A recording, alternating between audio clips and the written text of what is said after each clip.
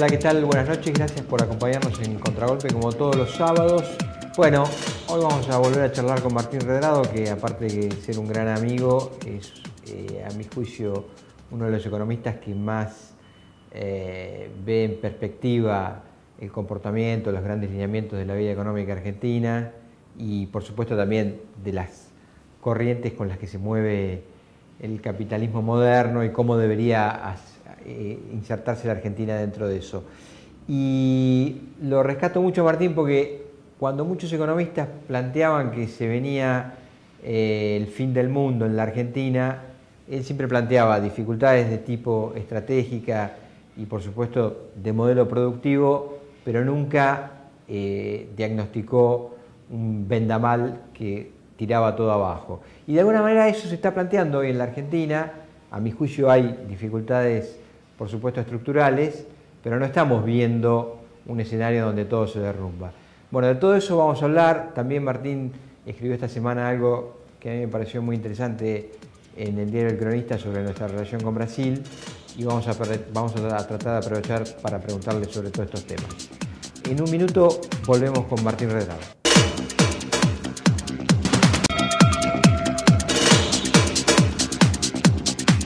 Martín, gracias por recibirnos en tu oficina. ¿Cómo estás? Buenas noches. Bueno, decía en la introducción que cuando todos, o no todos, pero bueno, muchos economistas de signo opositor, pronosticaban que en la Argentina se venía la noche en el sentido, digamos, dramático del término. Vos fuiste más cauto, siempre dijiste que no necesariamente tenía que haber una gran corrida cambiaria por la falta de dólares, que algunos rebusques se podían inventar. Bueno, parece que los rebusques el gobierno los consiguió, ¿no? Porque hay como una calma chicha en la economía argentina. Sí, exacto. Fueron chapoteando, fueron chapuceando en la economía, encontrando algunos atajos, como por ejemplo el canje de monedas que se hizo con China, también vender dólares a futuro. Recordá que sobre octubre el ministro lanzó un título atado a dólares a 8.50 que vence y le pasa la pelota al otro gobierno porque ese título vence en junio del 2016. Sí, se fueron generando algunos instrumentos que permitieron patear la pelota hacia adelante, no resolviendo los problemas de fondo y además, como decíamos en nuestra última charla, está claro que los problemas de la Argentina son bien distintos. Y creo que el error que cometieron muchos analistas es mirar por el espejo retrovisor. Cuando uno está manejando hay que mirar por el espejo retrovisor, pero esta vez había que mirar por el parabrisas hacia adelante para mirar que las condiciones eran distintas, tanto las locales como las internacionales. Y bueno, sobre esto se basó nuestro análisis, que la verdad que te permite decir, mirá, el gobierno no resolvió ninguno de los problemas, se gastó toda la plata que se le había dejado. Y bueno, le quedará al próximo gobierno resolver los problemas de falta de creación de empleo, de inflación, los problemas cambiarios y sobre todo los problemas de una economía que creció pero no se desarrolló. Y con respecto a lo que vos planteabas del escenario cambiario, que por ahí es una preocupación de cualquier argentino de a pie, sí. Consiguió lo que vos decís, un swap de reservas con China, eso le alivió. Ahora, el gobierno dice que aumentaron las reservas en la Argentina en vez de disminuir. ¿Cuál sería la situación real de las reservas con tu experiencia, además, tu largo paso por el Banco Central? Lamentablemente es una mentira más. Las reservas no han aumentado, en todo caso han cambiado la composición de reservas. Tenés reservas de peor calidad de las que tenías el año pasado.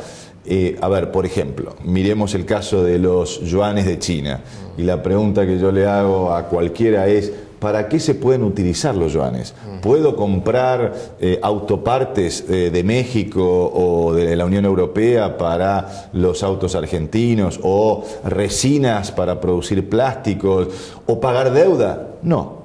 Por lo tanto, vos tenés ahí 19.000 millones de yuanes, que al tipo de cambio oficial es 6 yuanes por dólar, tenés 3.100 millones de dólares, que realmente están ahí petrificados. Es una cuenta que está en el Banco Central de la República Popular China, pero que no sirve para nada. Pero eso no te permite, y ahora más adelante te lo voy a preguntar con respecto a algo que vos proponés con Brasil, en función de tu visita reciente a Itamaraty. Digamos, eso no te permite intercambiar con la enorme... Bueno, este es un gran intercambio comercial con por China, supuesto, no te por permite... supuesto. Es lo que yo he sugerido, por lo menos úsenlo para pagar los trenes que está usando Randazzo para su campaña electoral, pero ni siquiera estamos usándolo para pagar eso. Es decir, muestren que tiene una aplicación. Claro. Hasta ahora no la ha tenido. No se está usando. No se está usando, sí. Pero esa es una vía que es lo que yo propongo hacer con Brasil. En segundo lugar, hay un préstamo del Banco de Francia de 2.200 millones de dólares que está respaldado por depósitos que tiene el Banco Central. Es decir, ahí no hay ningún misterio. Vos depositaste plata y tomás contra eso, por lo tanto, es un préstamo que en realidad es cosmético. Y después vos tenés aproximadamente 1.500 millones de dólares que se han pagado de títulos, es decir, que supuestamente debieron haber salido de Argentina, pero por las restricciones legales que tenemos en Nueva York, todavía no han salido del sistema monetario y financiero argentino, es decir, están en bancos que están en nuestro país y por lo tanto están dentro de las reservas del Banco Central. Es decir, ahí en esos tres conceptos, Roberto, reitero, 3.100 de China, 2.200 de Francia y 1.500 de pagos de deuda, tenés 6.800 millones que son menos, habría que restarlos automáticamente de los 31.400 que declara el Central, por lo tanto en esa cuenta ya solo tenés casi 3.000 millones de dólares menos que el año pasado. Te quiero preguntar por algo ya casi más en tu rol de... Sí, perdón, y un dato adicional también importante. El Central viene perdiendo en estos primeros 90 días 1.000 millones de dólares de ventas que ha hecho hacia el mercado, ¿no? ¿Las ventas minoristas? En general, ventas minoristas. El dólar ahorro también está dispuesto a sacrificar 500 millones de dólares por mes. ¿Para qué? Para que no se le escape el dólar marginal también, porque vos que tenés, la mayoría de la gente que cobra, tiene un sueldo 10, 15 mil pesos, que hace el primer día del mes, 2.000, 2.500 pesos los dedica a comprar 200 dólares. Con esos 200 dólares va y los vende en el mercado paralelo y se hace una diferencia de 30, 40% y bueno, y eso le alcanza para tener más capacidad de compra. El gobierno está avalando, fíjate qué raro, un gobierno que se llama productivista, está avalando una bicicleta financiera. Evidente. Ahora, ¿no te da la impresión que, digamos, a veces la política, por supuesto la economía también, trabaja mucho sobre las condiciones subjetivas y no tanto con las objetivas que muchas veces son difíciles de entender o de explicar? Y quiero decir lo siguiente. Efectivamente, la Argentina, si uno la analiza en perspectiva y tomando tasas de desarrollo social y de infraestructuras, es un país que está atrasado. Correcto. Ahora, en las condiciones subjetivas, nada se vino abajo. ¿Por qué digo esto? Por ejemplo, otro dato. En julio, cuando estalló la parte final de la negociación con los holdout, parecía que a la Argentina se le terminaba cualquier posibilidad de recorrido internacional, que se venía el mundo encima. Bueno, la verdad es que llevamos ya 9 meses de disputa con los holdout desde la sentencia o desde la obligación de cumplir con la sentencia de juez Grisa. Y sin embargo, bueno, insisto, en la condición subjetiva de la gente no pasó nada, digamos.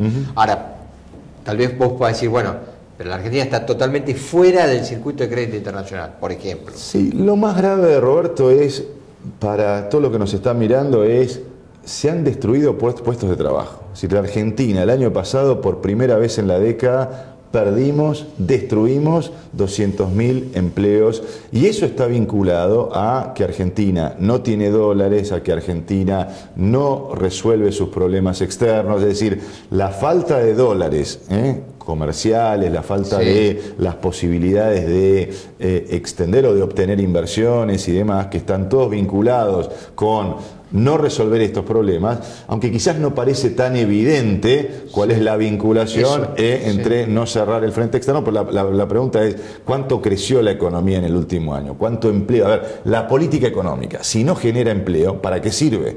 Entonces, lo has hecho con un costo muy alto. El costo alto es precisamente que una economía que destruye empleo, que no genera nuevos puestos de trabajo y que también el año pasado ha caído el salario real. Con lo cual, seguís navegando, seguís pateando la pelota, pero no resolvés los problemas de fondo y mientras tanto tus vecinos están creciendo. Perú, Bolivia, Colombia crecen a un 4 o 5% y con una inflación de un dígito. Por lo tanto, quizás cuando uno se mira a sí mismo, no estamos peor o estamos más o menos igual. Pero cuando te mirás con los vecinos, te das cuenta como ellos te pasaron por arriba. ¿Y no será un error tal vez, digamos, anticipar un escenario de que van a llover gatos y perros y en realidad, claro, porque por ahí es mejor decir, bueno, mire, fácticamente usted va a ir al supermercado y va a seguir comprando tomates y papas, pero lo que va a pasar es que la Argentina, por ejemplo, cuando se tenga que plantear obras de infraestructura que requieren 20 años de financiamiento, bueno, eso no lo va a tener. No solo eso, pero también cuando vas a buscar trabajo, antes había 3 o 4 empleos esperándote. Hoy tenés que conservar el trabajo. También esto le está pasando. También cuando la gente va al supermercado se da cuenta que compra mucho menos. ¿Cuánto vale hoy un billete de 100? ¿Cuánto compras hoy con un billete de 100 comparado a lo que comprabas hace 2 años o hace 3 o hace 4? Con lo cual digo, también está claro que no podemos hacer obras, por ejemplo, para resolver las inundaciones en la provincia de Buenos Aires. Y eso se está cobrando vidas, se está cobrando superficie sembrada, se está cobrando producción, con lo cual eso lo podés hacer tangible. Pero en el día a día, en que cada vez podés comprar menos o que cada vez hay menos trabajo, eso lo ve todos los ciudadanos, ¿no? Y Martín, ya te hago una pregunta más enfocada a tu actuación política. En este momento, bueno, vos estás acompañando la propuesta de Sergio Massa y, bueno, de lo que llevamos hablando, 2 temas muy concretos, por ejemplo, de un sector político que no es el de ustedes, que es el de Mauricio Macri. Macri, con respecto a los holdout, dijo, bueno, hay que sentarse y pagar lo que la sentencia dice a libro cerrado, sin esa discusión, digamos, que no es lo que hizo el gobierno. Y la segunda, también donde creo que hay algún matiz con lo que ustedes se enfocan, con respecto al tema del corralito cambiario, o del cepo, como se le llame, él dijo, bueno, yo llego y el 10 de diciembre lo levanto. Ustedes tienen una mirada diferente sobre esa cuestión. Sí, en esto hay que decir el cómo, porque si no es fácil. Está claro que nadie quiere el cepo cambiario. La pregunta es, si vos lo haces el 11 de diciembre con un Banco Central raquítico, recordemos que hoy el Banco Central no tiene espaldas como para poder dar una unificación cambiaria, a menos que se plantee una mega devaluación. Y yo estoy convencido que eso no es bueno para el asalariado, no es bueno para la Argentina, pero que también se puede evitar, que hay otro camino. El camino, a nuestro juicio, es un programa económico que atraiga o que genere los dólares que hoy a Argentina le están faltando. Y hay 3 candidatos que pueden obtener esos dólares. El primero es el sector agropecuario. Si vos le bajás, es decir, ¿qué hay que hacer el día 11 de diciembre? Bajarle las retenciones al campo y eliminar los requisitos de exportación de manera tal de todos esos cereales que están en la silo bolsa, darle incentivos a que puedan salir a venderse. Y ahí, no desfinanciás la famosa repregunta del gobierno, ¿no desfinanciás las arcas del Estado para todo lo que son los planes sociales? Es que hay que ser selectivo en que, digamos, las retenciones es eliminar las retenciones a todos los productos de las economías regionales, al trigo, que has tenido la peor cosecha de la historia, con lo cual lo que estás diciendo es, hoy no se está exportando nada.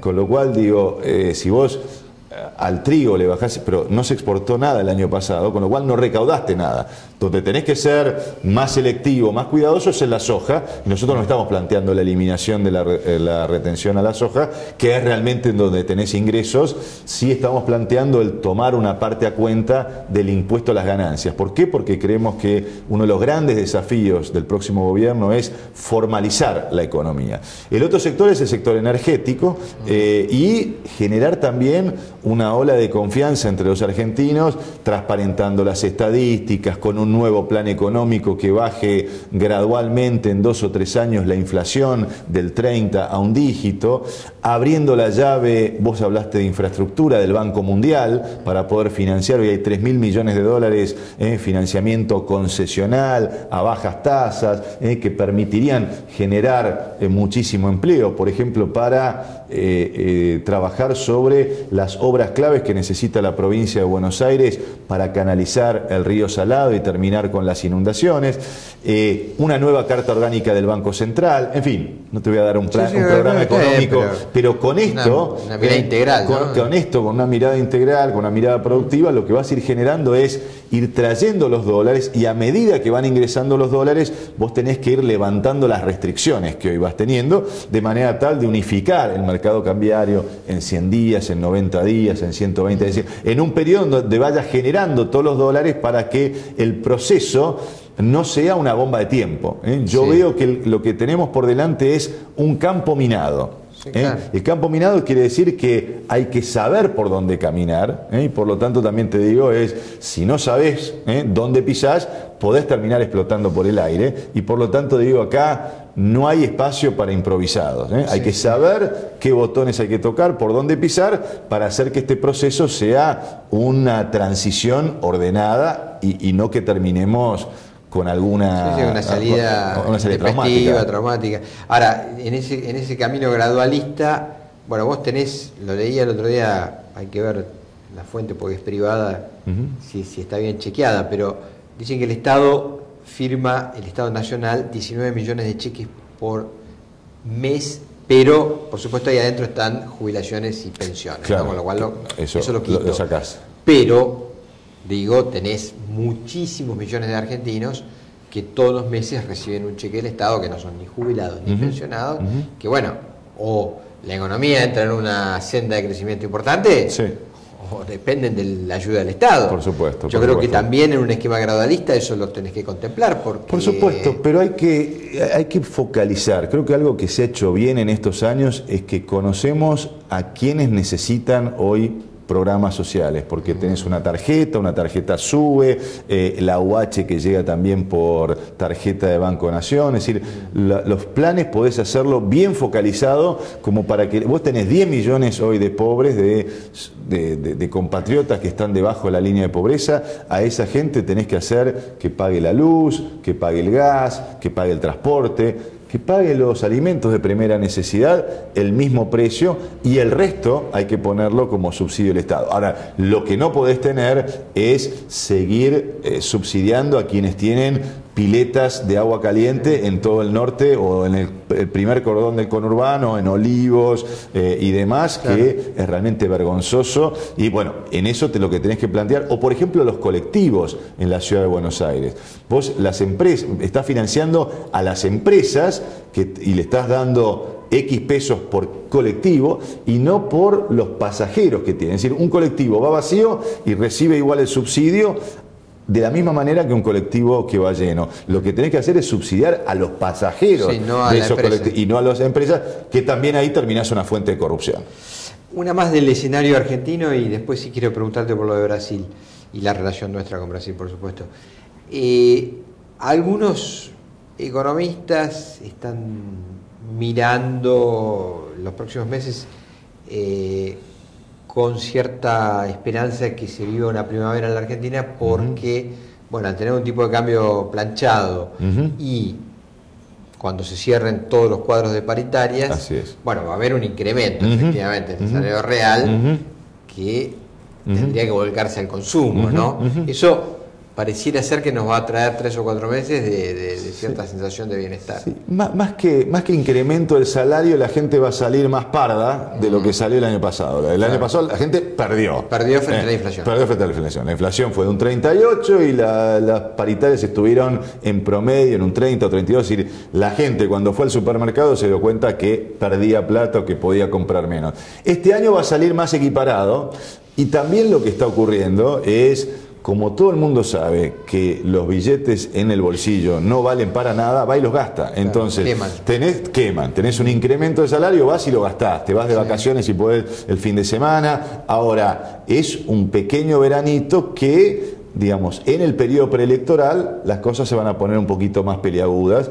Sobre todo, a mi juicio, va a volver el tema cambiario en su mayor vigor. ¿Por qué? Porque también se va a terminar la liquidación de la cosecha. O sea, el segundo trimestre es en general el mejor trimestre en la economía argentina, porque tenés todos los dólares de la soja que están ingresando. Y en el periodo preelectoral va a haber incertidumbre cambiaria. Además, en general, los argentinos, si vos mirás la conducta en las elecciones anteriores, se dolariza, claro, se cubre por si las moscas, por la duda, claro, con lo cual, y el gobierno no tiene dólares, con lo cual, digo, va a tener una presión, puede ser, y va a coincidir justo con el periodo electoral, quizás no llegue a las PASO del 9, pero sí, tercer trimestre, ya 27 de octubre, vamos a estar con mayores tensiones cambiarias. Y por último, Martín, me gustaría preguntarte por tu reciente paso por la República Federativa de Brasil. Sabemos que estuviste con el canciller y con el presidente del Banco Central, ¿verdad? Así es, bueno, entre otros funcionarios. Y yo te leí en El Cronista esta semana proponiendo un relanzamiento para el próximo gobierno, sobre todo en la relación con el Brasil, por el sentido estratégico, por la necesidad de encarar posiciones comunes en el comercio mundial.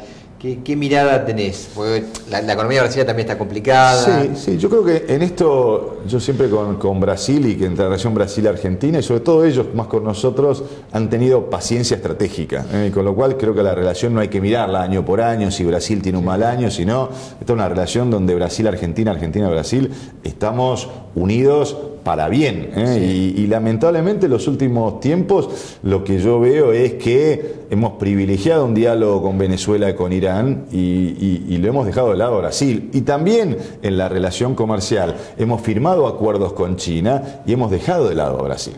Con lo cual hemos ignorado, y me parece que es serio esto desde el punto de vista de que cualquier política de inserción internacional tiene que pasar primero por relanzar esta alianza estratégica con Brasil.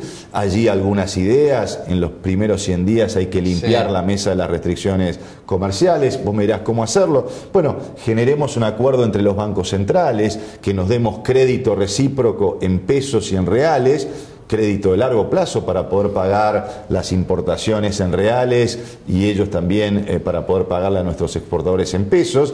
Eso debería estar las dos cosas en conjunto. También a una Argentina y Brasil que se lancen a negociar espacios con el resto del mundo, es decir, negociaciones comerciales con la India, con otros países que nos permitan bajar aranceles. Y también una señal hacia Venezuela, que me parece claro. Argentina y Brasil deben estar muy firmes en la transparencia de las próximas elecciones legislativas. Y en esto no alcanza con mandar figurones de la política y demás, sino tenés que mandar técnicos reconocidos que sepan contar los votos y que le den transparencia para darle legitimidad a un proceso que sin duda hoy está empañando a América del Sur y América Latina. 30 segundos si podemos, porque siempre recuerdo y lo digo al aire y en privado, una conversación que tuve con vos en Madrid hace unos cuantos años, porque se venía bajo el euro, o parecía que se venía bajo el euro, y me dijo, vos me dijiste, ten cuidado, esta no es la convertibilidad argentina, acá se están jugando otros partidos. Bueno, el tiempo te va dando la razón. Buena memoria tenés. Sí, no, el tiempo te va dando la razón y parece ser que estos países, digamos, por ahí no Grecia, que es más marginal como economía, pero España está saliendo con cierta robustez, ¿no? Y parece que va a crecer incluso a 2 puntos este año. Y ya no está en discusión su pertenencia al euro. Está claro, la clave es la devaluación del euro también. Sí, es cierto. El euro, digamos, la manera de poder darle una fuente de crecimiento a Europa, que no crece porque tiene consumo, que también hay desconfianza por inversión, era darle dinamismo a su sector externo. Obviamente se puede devaluar porque estaba en una recesión fenomenal, con lo cual eso no se traslada a precios y por lo tanto ahí otro buen amigo que tengo en el mundo, que es el presidente del Banco Central de Europa, Mario Draghi, ha hecho una impecable tarea de poder 2 años para colocar deuda, ¿no? Sí, exactamente, y de comprar títulos. A mi juicio, una de las claves que se lo transmitía a él es: vos no podés tener una moneda única sin tener una tasa de interés Claro. relativamente única para toda la zona europea. Pero y ahí, en eso está el sentido del programa de compra de títulos. Pero ahí, Martín, me parece que, y es un tema donde me parece que tanto la Argentina y Brasil deberían mirar con mucha atención, algunos de los países europeos, no todos, pero España en particular, lo bueno es que su salida también se está realizando por competitividad. Claro. Es decir, hay un poco de devaluación que lo ayuda, claro. pero los sectores que se lograron poner otra vez de pie lo están haciendo vía competitiva, ¿no? Y me parece que la Argentina y Brasil tienen un tema de competitividad bastante serio. Uno de los temas centrales que hablamos con el canciller Vieira es un tema que hemos hablado, brasilero. exactamente, el canciller brasileño, es el tema de infraestructura. Es decir, nosotros necesitamos nivelar, tener puertos, caminos, la hidrovía. Utilizando bien la hidrovía podés bajar muchísimo los costos de transporte, y ahí Brasil y Argentina tenemos una asignatura pendiente, pero ellos lo tienen en claro y espero que nosotros también. Ojalá. Que sin infraestructura no vamos a tener mejor competitividad. Martín, gracias por recibirnos. Gracias a ustedes. Chao, nos vemos el sábado que viene en Contragolpe.